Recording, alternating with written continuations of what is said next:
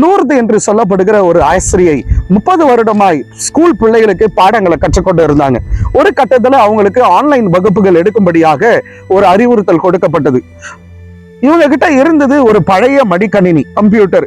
இது அவ்வப்போது ரிப்பேர் ஆயிடும். இவங்களுக்கு என்ன பண்றதுன்னே தெரியல.